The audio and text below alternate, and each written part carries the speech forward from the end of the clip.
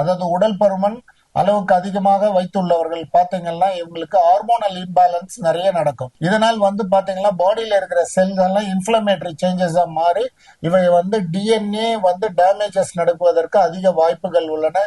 இதனால் uterus, breast and colon cancer வருவதற்கு வாய்ப்புகள் உள்ளன. அதே மாதிரி ஜெனரல் பாப்புலேஷன்ல ஏர் பொல்யூஷன், வாட்டர் பொல்யூஷன்னால நிறைய கெமிக்கல் நம் உடலில் உள்ள டிஎன்ஏ செல்களை நிறைய டேமேஜ் பண்றதுனால பொல்யூஷன் மூலமாகவும் நமக்கு கேன்சர் வருவதற்கு வாய்ப்புகள் உள்ளன. மேலும் பாத்தீங்கன்னா நம்மளோட ஏஜ் அட்வான்ஸ் ஆக ஆக உங்களுக்கு நம்ம பாடியில இருக்கிற செல் டேமேஜஸ் அதிகமாகி கொண்டே இருக்கும். இவையெல்லாம் அக்குமுலேஷன் ஆகும் போது அதனுடைய வெளிப்பாடு கேன்சராக வருவதற்கு வாய்ப்புகள் உள்ளன. நம்மளோட பாடி எதிர்ப்பு சக்தி, அதாவது இம்யூன் சிஸ்டம் சொல்லுவாங்க.